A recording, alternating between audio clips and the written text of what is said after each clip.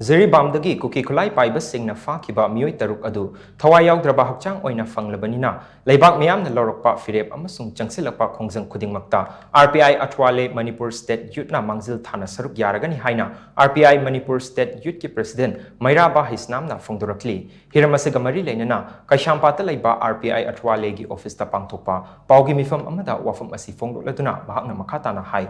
ꯀꯨꯀꯤ ꯈꯨꯠꯂꯥꯏ ꯄꯥꯏꯕꯁꯤꯡꯅ ꯐꯥꯖꯤꯟꯈꯤꯕ ꯑꯉꯥꯡ 3 ꯌꯥꯎꯅ ꯃꯤꯑꯣꯏ ꯇꯔꯨꯛ ꯑꯗꯨ ꯑꯁꯣꯏ ꯑꯉꯥꯝ ꯌꯥꯎꯗꯅ ꯏꯃꯨꯡ ꯃꯅꯨꯡꯒꯤ ꯃꯤꯑꯣꯏꯁꯤꯡꯗ ꯁꯤꯟꯅꯒꯗꯕꯅꯤ ꯍꯥꯏꯅ ꯑꯥꯔꯄꯤꯑꯥꯏ ꯃꯅꯤꯄꯨꯔ ꯁ꯭ꯇꯦꯠ ꯌꯨꯠꯀꯤ ꯃꯥꯏꯀꯩꯗꯒꯤ ꯁꯦꯟꯇꯔ ꯑꯃꯁꯨꯡ ꯁ꯭ꯇꯦꯠ ꯂꯩꯉꯥꯛꯇ ꯄꯨꯡ 24ꯒꯤ ꯃꯇꯝ ꯊꯥꯈꯤꯕꯅꯤ꯫ ꯃꯇꯝ ꯑꯁꯤ ꯍꯦꯜꯂꯕ ꯐꯥꯎꯕ ꯂꯩꯉꯥꯛꯅ ꯃꯤꯑꯣꯏ ꯇꯔꯨꯛ ꯑꯗꯨ ꯇꯦꯛꯇ ꯀꯥꯏꯗꯅ ꯁꯤꯟꯅꯕꯒꯤ ꯃꯍꯨꯠ ꯊꯋꯥꯏ ꯌꯥꯎꯗ꯭ꯔꯕ ꯍꯛꯆꯥꯡ ꯑꯣꯏꯅ ꯐꯪꯕ ꯍꯥꯏꯕꯁꯤ ꯌꯥꯝꯅ ꯂꯥꯏꯕꯛ ꯊꯤꯕꯅꯤ꯫ ꯊꯧꯑꯣꯡ ꯑꯁꯤꯅ ꯀꯨꯀꯤ ꯈꯨꯠꯂꯥꯏ ꯄꯥꯏꯕꯁꯤꯡꯒꯤ ꯃꯊꯛꯇ ꯂꯩꯉꯥꯛꯅ ꯀꯔꯤꯁꯨ ꯇꯧꯕ ꯉꯝꯗ꯭ꯔꯦ ꯍꯥꯏꯕꯁꯤ ꯃꯌꯦꯛ ꯁꯦꯡꯅ ꯇꯥꯛꯂꯦ꯫ ꯑꯥꯔꯄꯤꯑꯥꯏ ꯌꯨꯠ ꯋꯤꯡꯅ ꯊꯥꯈꯤꯕ ꯃꯇꯝ ꯑꯗꯨ ꯍꯦꯟꯗꯣꯛꯂꯕꯅꯤꯅ ꯃꯅꯤꯄꯨꯔꯒꯤ ꯃꯤꯌꯥꯝꯅ ꯂꯧꯔꯛꯄ ꯐꯤꯔꯦꯞ ꯑꯃꯁꯨꯡ ꯊꯕꯛ ꯊꯧꯔꯝ ꯈꯨꯗꯤꯡꯃꯛꯇ ꯑꯥꯔꯄꯤꯑꯥꯏ ꯁ꯭ꯇꯦꯠ ꯌꯨꯠꯅ ꯃꯥꯡꯖꯤꯜ ꯊꯥꯅ ꯁꯔꯨꯛ ꯌꯥꯔꯒꯅꯤ ꯍꯥꯏꯅꯁꯨ ꯃꯍꯥꯛꯅ ꯐꯣꯡꯗꯣꯛꯈꯤ꯫